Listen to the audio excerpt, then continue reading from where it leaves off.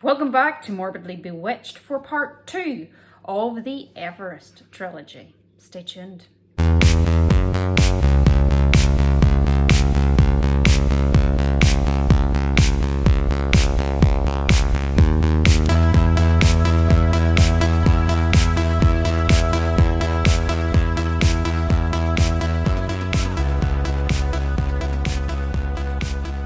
If you haven't already, please subscribe, and for podcast lovers, I am doing that too under the same name, Morbidly Bewitched, if you want to head over there. Spotify, Amazon, Stitcher, all of them. In my previous video, I gave you an eerie backdrop of Everest and her statistics. To summarise, she is the highest mountain in the world at just over 29,000 feet, and with an atmosphere all of her own, because she can actually pierce, sometimes the peak pierces the veil into the lower stratosphere. With that brings crazy weather conditions that can turn on a dime, and numbers to do with oxygen levels and altitude that are mind-blowing as to why anybody would want to climb her. But that's exactly what people do.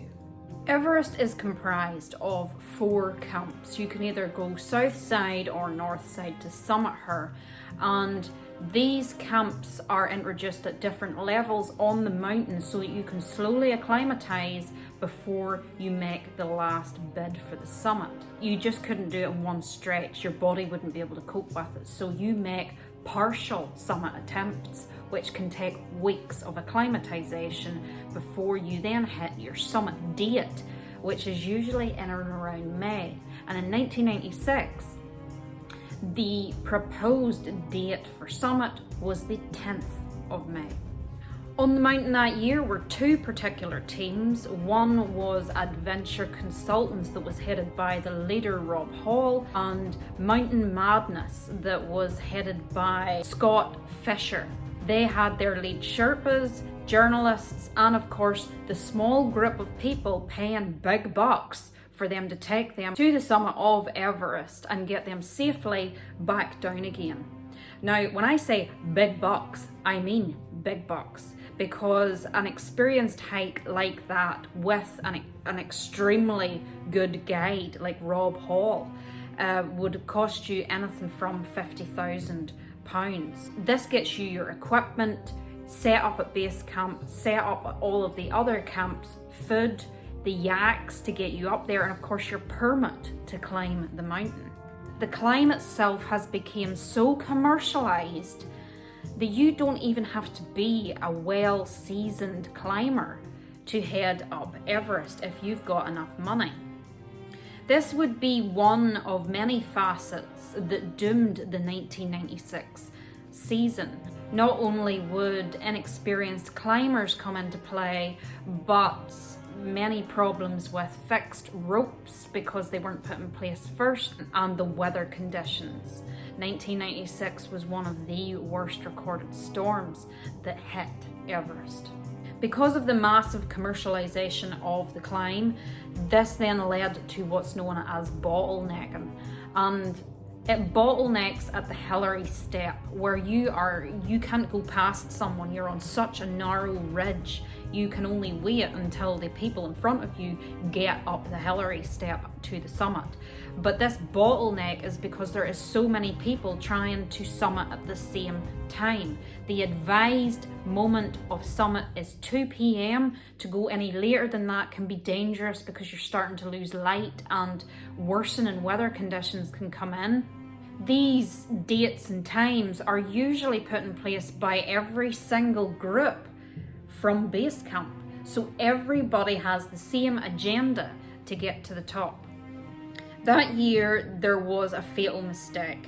There was no fixed ropes at the Hillary step.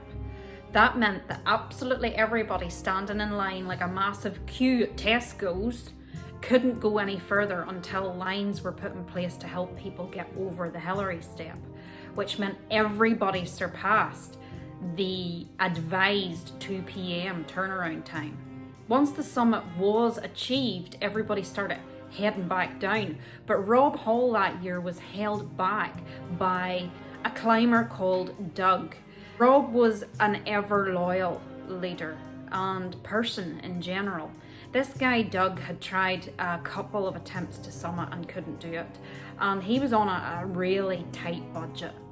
This was the last time he could ever try to summit, and summit fever overtook him, which it does with most. It's a phenomenon that occurs when you are so close that you will not give up. You just will not give up. And because Rob Hall was such a loyal friend and leader, he would not leave Doug when Doug started experiencing problems in his own health near the summit. That meant that it took them an awful lot longer than even the delayed turnaround time experienced by everybody else. And it was 4 p.m. before Doug and Rob reached the top.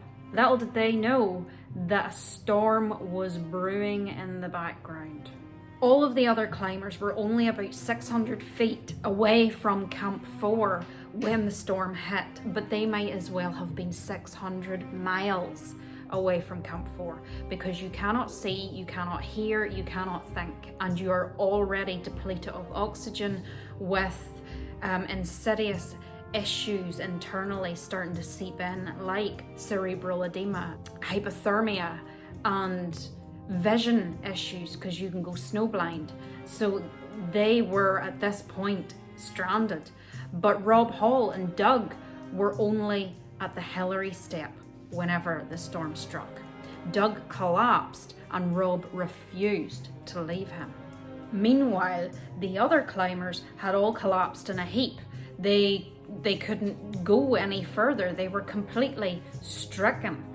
And it was such a struggle. There was one particular climber, Neil Biedelman, and he displayed almost superhuman capabilities by dragging 4 or 5 climbers from where they lay down to Camp 4, something that would be deemed impossible, to try and then get help. But by this stage, they had spent hours out in the conditions, and most were already labelled as a lost cause. Back up at the Hillary step, Doug died during the night. And as for Rob, he had ran out of oxygen and the storm had got even worse.